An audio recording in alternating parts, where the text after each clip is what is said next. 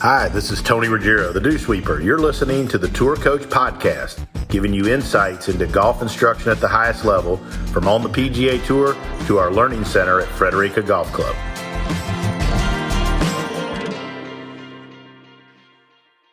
From Key Largo, Florida, Ocean Reef, VIP camp. Got the A-team with me here. I've got my man Kolby Tullier with me, K-Wayne. I got Greg Cartin, GC3. I got Scott Lynn, the Doc. Got Wayne Flint and Jay Coffin in our studio audience. Yes, sitting sir. here hanging out, formerly of the Golf Channel. Now he's just a renegade rogue. Legend. A legend. If you see anything crazy posted on my social media, it was probably him. Anyways, I just wanted to talk a little bit because we had somebody say something today that I thought was interesting, and I shared it with you. So I thought we'd talk about this.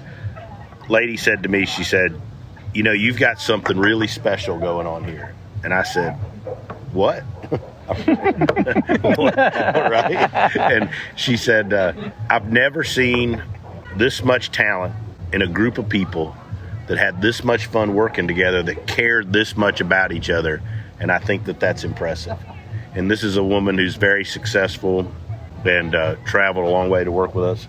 That was one of the things, like every now and then in our business, to me, somebody says something and you kind of stop, and it's like, it's not always the tour players that say something that hits you. And I was like, man, that's a pretty cool deal. And so, Greg, I'm going to start with you. I think it's pretty unique what we do here, and I keep saying that, not in a promotional way, but the way we all work together, I think, is a cool thing. And you know I love all you guys like you're my brothers, and we're pretty damn close. I feel the same way, and I say the same thing every time I come down here, that these camps are successful, and they've all been successful because people realize you can have a good time and you can get better at the same time. And it's nothing's ever been different at these camps. Everyone gets along, and the people that come to the camps, strangers, people that have come forever, they all have the same experience. They have a great time, and we work well together. I mean, everyone supports each other, and I think that's what's most important. So, Doc, is this different than other things you see out there, people working? Yeah, I mean, I've been in a lot of situations where it feels like really serious. Like, and we got to remember, it's just a little white ball we're trying to hit closer to a little hole. Like, it's not life or death. And that's the good thing about these. Like, the tunes are blaring, like, people are having fun. And I love working with all you guys because you never are afraid to say something or say, hey, let's try this or let's try that. And, like, no one's ever going to get offended that you tried to say that or whatever. Everyone's just working together trying to make people better. And you know, we'll admit, I think I've done it multiple times. I'm like, try this. I'm like, oh, yeah, don't do that anymore. Yeah, it doesn't work, right? It doesn't work. Whereas in other places, I think I've been, ooh, should I say something now? Should I not say something now? And, like, and it's quiet and everyone's nervous and, like, man, I think the kids are having fun, and I think the kids help each other too, which is awesome. Like, you send those kids out on the golf course, and, like, the older kids are helping the younger kids, and they're all, it seems like a big team, which is awesome. One of our best players here plays at Mississippi State, come up here just 20 minutes ago, said, I think that me and Will, one of the other college players, should go help and work with some of the younger players tomorrow. And I think that's, I mean, I think that's kind of the theme of the whole deal. And one of the things I like is that I think also we've done this enough that we all kind of know. I know Kolby said to me once during one of the 2 days, like, you need to get Doc to step in and say that, like, what's Doc will think about that? And then today he said, like, Tony, you need to step in and say something. So, Kolby, what is it you like about the way we work, if you do like it, which is a big question? No, man. Like, I like everything about it. Like, it's such an honor and a unique opportunity for me to be a part of something, in my opinion, that's so special. Because every time I come to this thing, I see it with my own eyes, you know, so I'm able to witness the impact that we have on the people we get to work with. And they get better. But it also makes me better. Like, every time I come to these things, like, that's what excites me, like, knowing that you're here, Wayne's here, Doc's here, Doc Part 2's here. It's one of the most rewarding experiences for me from my professional career that I've been involved in. You know, and I've had an opportunity to work with, have some pretty special opportunities come my way. But for me, just the opportunity to be a part of something bigger than myself and being able to come into an environment where we're all kind of working toward the same goal and have the same, you know, end goal in mind, to try to help as many people as we can, try to grow the game try to develop the younger generation in golf and show them how golf is. It's really a gratifying sport, but it's a lifetime sport that you can use these lessons that we're able to do. Like you said, when you have a lot of your accomplished, your older players, your collegiate players that's wanting to step into a mentorship role, that's why we do it. I think that's our job. That's our job to make them men. That's why even 6-7 years ago when we would do it at Mobile under the dome, that tent. Kids that are now mentoring other kids were the ones being mentored then. Correct. And they're still here. They're still coming back. They're still getting something out of these. But it's good, man, because, I mean, like I said, it's a great opportunity. That's why I don't even think twice when it's presented to me to be able to get around some of the best in the business. I mean, that's how you're going to get better, and that's how you learn. You surround yourself with successful people with the right goals in mind, and then it's a win-win for everybody. Yeah, and I do, 2 or 3 of these a year? Probably more than that. And then, I don't know, probably 10 or 12 times a year, you post, oh, this kid just won a tournament or whatever, and we all get on social media, and we're like, you feel like, and these kids love it. They love it when you congratulate on them. I can't tell you how many times I'm teaching a kid at home, and we'll be working on something, and I'll say something, and a kid will say, you remember when Dr. Lynn had me do this? Or you remember Kolby had me do this drill? Or a kid will say, you remember when Greg took me out for drinks? I'm just kidding. Edit. Just kidding. Doc part 2. Doc part 2. But, I think that's the cool thing. And that's why, when I'm big on the team, I think I always wanted to be on a big team, and personally myself. And my idols growing up were always basketball coaches and NFL football coaches that had a big team around them. So when I had the opportunity to work with professional athletes, I kind of wanted to do the same thing. And then I've just been fortunate to keep surrounding myself with people that are the best in the world. And so I'm going to switch this to Wayne for a minute. First of all, Wayne, recent new member of the Golf Magazine Top 100. Congrats. Yeah, boy. All right. Wayno the Drano. You got to teach during some of the heyday of the Golf Digest schools that had some of the greats. And I think one of the things, too, that people don't nowadays is they don't pay enough attention to how great some of those greats of the people that came before us, and they just think with all the science and all the stuff that we have now, they don't realize how great some of these people were. But how is this culture different, or is it the same from what you encountered? Because those were the very first big golf schools where people really went to, and a little bit of what I do is a model of the stories you've told me where you would get the best people in the world. How is this the same? Is it different? Compare? Well, it's a lot the same, Tony. Back then, we were all in awe of the great teachers, the Toskis and the Jim Flicks and the Davis Loves and the Paul Runyons, and you can go on and on and on, because there were 25 of them, right? They were great teachers. They were worldwide recognized instructors, and they were great at sitting down after the camps were over. Maybe not as much in the middle of it, but when the camps were over at night when we're having dinner, I mean, they were very willing to share and give us all the knowledge and information that they had, and trying to mold us and trying to teach us to be better teachers, to be good teachers, great teachers, whatever path we decided we wanted to do. And I think this is the same thing. The only thing that I think is a little bit different is we do the same thing, but the group that we have here, we become friends. I mean, we'll be in the middle of a lesson, and I'll ask Dr. Scott something about the force plate because he's an expert at it, and I'm not. And I'll ask Kolby something about, does his hips being tight, does that hurt him? And he'll take time, the same as the other guys used to take time.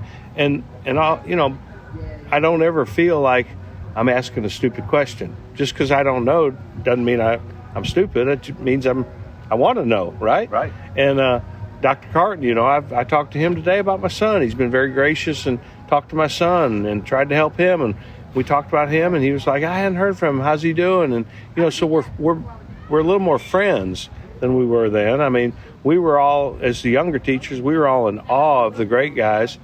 But now, being around you guys, I feel like more of a friendship deal. And I think our kids are the same way. The William Wan, he came out to me today, and he said, how to go out there with the little guys, because we were laughing about the little guys and trying to teach them, and those little guys. Yeah, I mean, try to corral them and get them to keep their feet still for a second and hit, make a divot, and so we were chuckling about them because let's face it, those two little guys are running around like, cats, that just got hit by a rocking chair. I mean, they're crazy, right? They're having fun. They're having a lot of fun, and to be able to get them to make a divot and hit a chip shot, and so he was laughing, and then the next thing he comes up to you and he says, "Hey, how about us go try to help those guys a little bit?"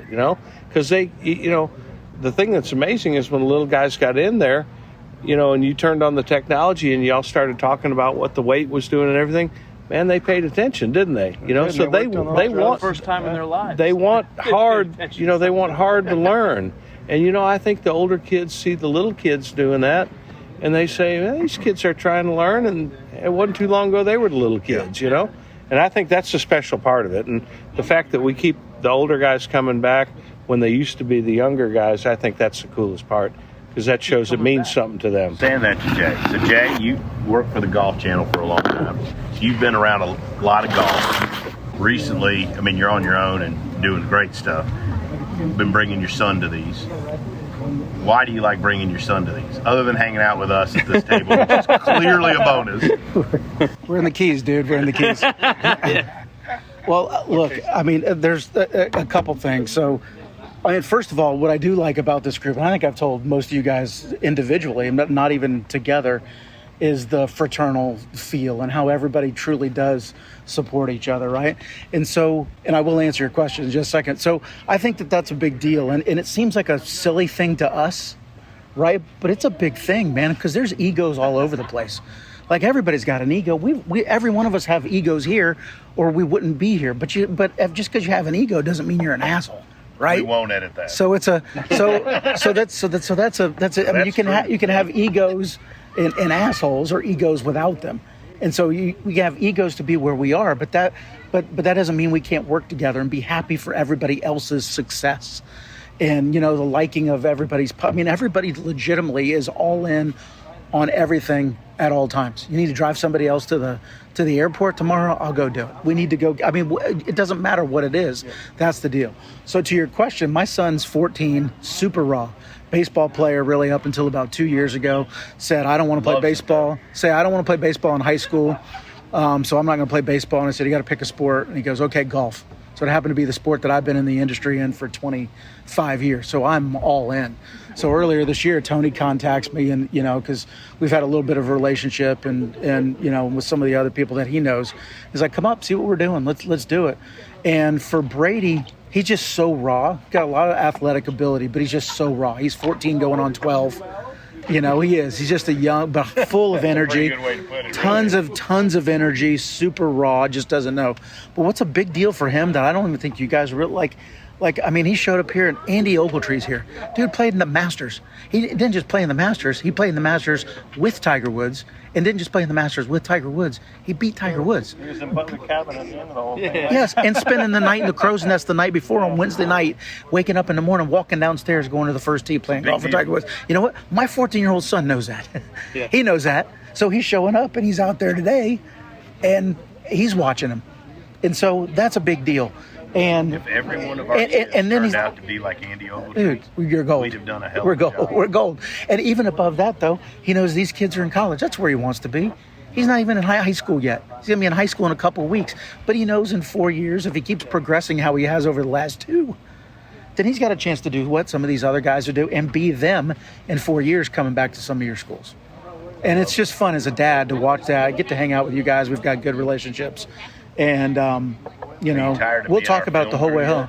No, man, dude, I could push that button as well as anybody, my man, as well as anybody. So one of the things I like is these kids that we're getting that are athletes like this. Are or aren't? Are. Yeah. We're getting so many of these kids. We're talking about raw talents that come to us, and they've played baseball, they've played other sports. To me, they're the easy, easy isn't the right word, but they get it so damn fast. Why is that? it's just athletic development. You know, when you play like multi-sports, like you're gonna be able to move in different planes a lot easier than someone who just stays in a single plane. So when you think about Brady, who played baseball, he had to really move in a multi-planar sport like baseball. So that developed him to come to a sport like golf, which is rotary, just like baseball. So he's almost, when you have more athletes, they have more fundamentals, and they went through the immersion of becoming athletic, right? So if you have a kid that plays basketball, you know, AAU, or you have Little League baseball, Pop Warner football, like all of those things contribute to the building the athleticism of the child or the kid or the individual. And then they can start to specialize in specific things. And that's why you see a lot of multi-sport athletes usually sooner or later, like Brady decides to pick one sport and they go with it. This is a question. I don't know the answer, but I wonder, because we have more and more kids like that, but they seem to love this environment. And so what I wonder is, do they love the team environment because they're used to being part of a team and having more people around them, versus the kids that only are pushed to golf, only do golf, and they're just solitary, they're out there and they're kind of lonely. But it's interesting to me, though, like, because these kids that are athletes are used to playing team sports, like some of these kids, you just looking at the ones that are here, they've played a bunch of other sports, they seem to embrace the fact that they've got a whole group of people around them and trying to help them, which is more what happens in other sports. Like, if you're on the football team, like, the head coach doesn't coach every single position, right? So it's just interesting to me. Hey, Tony, I've got an idea on that. I see these, I go to a lot of junior tournaments, you know, and watch some kids here and there that I'm teaching. And if you go and you watch all the kids coming off the practice tee and walking to the first tee, they all look like they're walking to a death march. They don't look like they're going out to have any fun doing anything. And I do think that the kids that come to these camps, they see the 4 or 5 or 6 of us, whatever we have, you know, and none of us are trying to get over on each other. We're all trying to support each other. You know, nobody ever shoots a jab out trying to make the other guy look dumb or make them look smart, however the case may be. You know, and they see us with an attitude of really trying to put a whole team together for their benefit. And then I think when they see the other kids that are there, they're more apt to do the same thing. They're not really out to get every other kid there, which, you know, you go to some of these tournaments and it looks like, man, they're all wanting to go out there and slaughter each other. And I think that there's nobody who likes to compete more than me and you, right? We used to play a lot of golf together, and we always wanted to win, but we were friends as well as trying to beat each other. And there's a fine line there between kind of acting maybe inappropriate, trying to win, and maybe just competing, trying to win, you know? And I think that may put a little bit of a inspiration to our kids where they're out there trying to help each other as well as help themselves, because they all have their own dreams and aspirations. So I don't know, maybe that helps. I don't know what the secret is. I think there's a lot of energy amongst all of us as well, because when we work, we're only working with one person at a time too. We don't work in teams normally, and so I think we come to these camps with a lot of energy that we feed off each other, and I think the kids pick up on that. Say, these guys are having a good time, and they're all here for us. Because when we're home, you're teaching one guy at a time, you're working with one guy at a time, you got one client at a time, I got one client. There's no one to bounce ideas off of. And when we're all together, there's a lot of energy, a lot of positive energy, and I think these kids pick up on that. I think the energy is, you can feel the energy. I know when we were in the Bay today, for me, the favorite thing is sometimes, like when I'm at home, I've got to be like the main guy in the Bay, right? Like the guy's there to see me or the kid's there to see me. I like being able to step back and watch what other people have to say.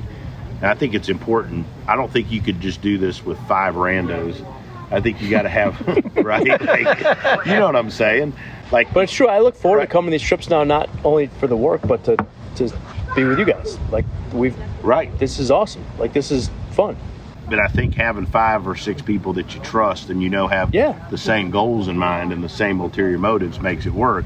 But I think that, like, it's fun to sit back and get everybody's opinion on things. And it's like, you kind of touched on it, Scott, like, people aren't afraid to jump in. Like, out of nowhere yesterday, like, we're sitting there working with a kid, out of nowhere Colby comes walking in with a band. right? Like, we're not even talking about a band or doing something. All of a sudden, he grabs somebody's leg and yanks it and starts doing it, right? You know? So it's different, you know? Well, for sure, none of us ever have our walls up. You know, I mean, we walk in, we're glad to see each other, like Doc said. Everybody, you know, we don't get to see each other often because everybody's so busy, right? But I know I'm certainly glad to see everybody, and I look forward to seeing everybody. If I could figure out a way to get a gig down here, I'm going to tell you what, y'all see a lot of every me. But, you know, we all walk in, we're happy to see each other, but nobody has their walls up trying to prove anything. We're all just here trying to have fun and teach some kids and maybe learn something from each other, you know, which I think is the coolest part of the whole deal. Scott, what do you think about the mix of using, like, I think sometimes if you watch some of the stuff we do, we probably get people think we don't use any science or technology if you looked at like me and Wayne or whatever, right? Mm-hmm. But I think we probably use way more of it than people think. And talk about the mix of that and how science and technology is kind of blended with what Kolby does and what Greg does, and really what I call just good old-fashioned fucking teaching. Yeah, right? I mean, there's sometimes where, like, the kid just needs to fix their grip, and, like, then Wayne will wheel in there and fix their grip. Because like, he's the grip. Yeah. And, like, all the ground force in the world isn't going to fix a good grip or isn't going to fix a poor grip. So, yeah, you need to have the appropriate tool for the problem. And if it's a physical issue, Kolby wheels there and then fixes it. Right. If it's a grip issue, we got that. If it's a mental issue, if it's a posture issue, you generally reel in there and fix their posture at the start. Like, so I feel like we all kind of have our little ways. And yeah, technology is great, but, like, those little kids at the start of the day, like, if they can't hit the ground with the club, like, their path doesn't matter at that point, right? Like, if you can't make solid contact with the ball, your path and your angle of attack is... Well, I mean, if you can't even hold the club because you're strong enough, right? Right. It doesn't matter. Right. And but I think we can attack it from any level. And if somebody is really, like, you know, those kids that are playing college golf now and have tons of speed, and now path and angle of attack do matter, and now their ground forces do matter. And even the technology can help even the you know, not so good players, right? A lot of times we just get them balanced. Like those people today. The adults we had this afternoon. No offense to them, they're beginners. No, but they were awesome people, right? Yeah. But the first one, when Jackson brought him into us, he said, pivot, no pivot, right? Yeah. But you were able to use swing cattle, show them they had no turn back, Yeah. right? Kolby postured him better, Yeah. showed him how to turn back better.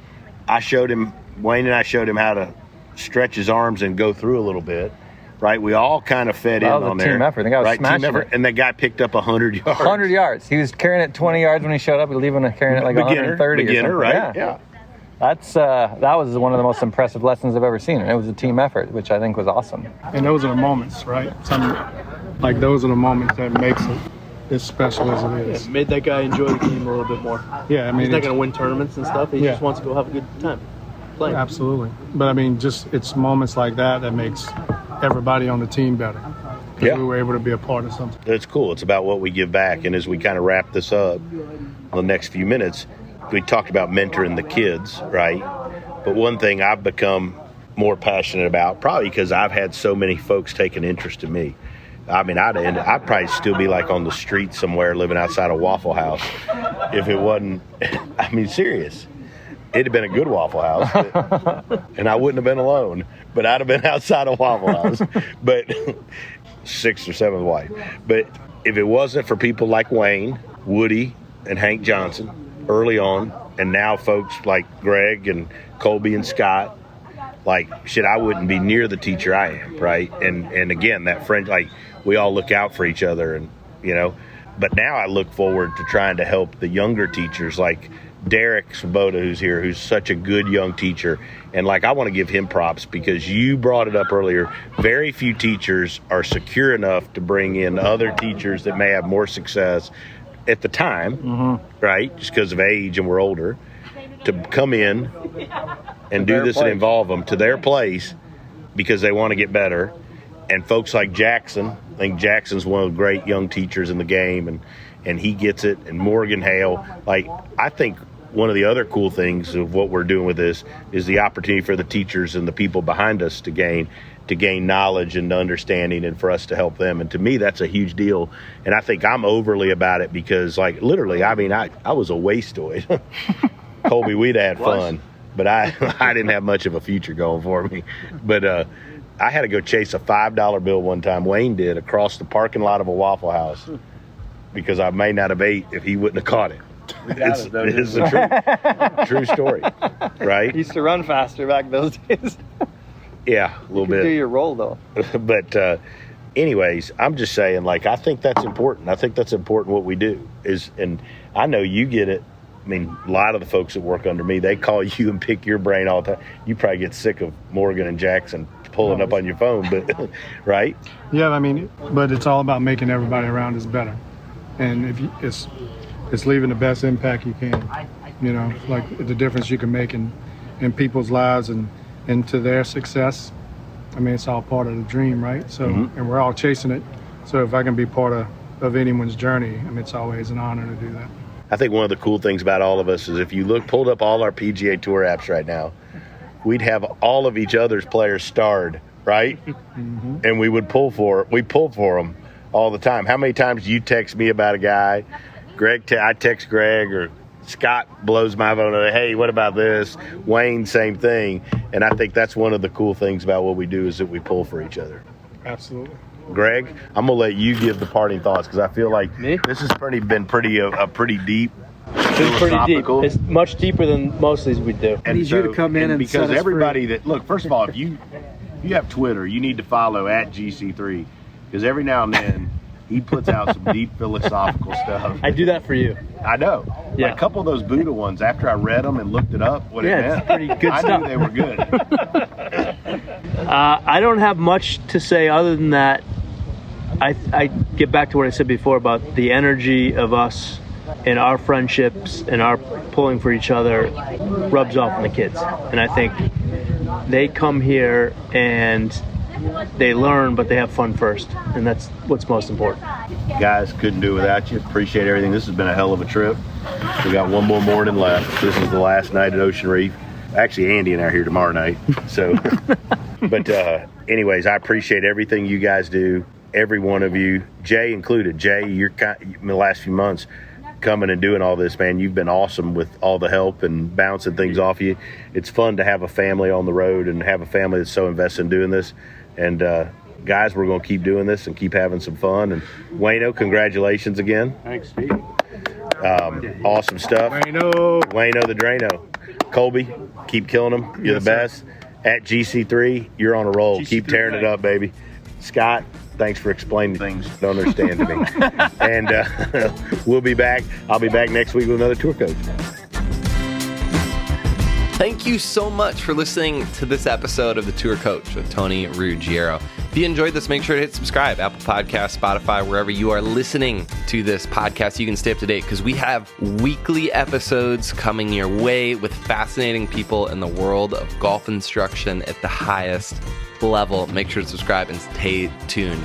If you want to learn more about Tony, head over to dosweepersgolf.com to get all the details on what he's up to.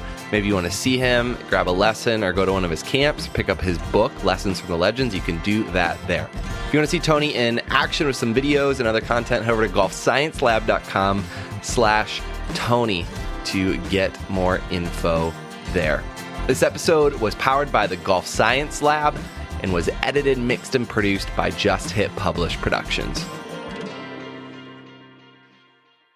Go into year 2 of the tour coach, it wouldn't be possible without the support of all our sponsors. And I've had some great ones. And one of the things that I'm most proud of in my career and in my business is the fact that all of my relationships here and all these sponsorships have been long withstanding relationships, haven't jumped from sponsor to sponsor and manufacturer to manufacturer. And I've always prided ourselves in special relationships and when people work together, support each other, and we've all put out great products for the benefits of everybody else. So I want to give a special thanks to these folks that have been with me for such a long time, and that would be the folks at Srixon, Cleveland Golf, and Zexio.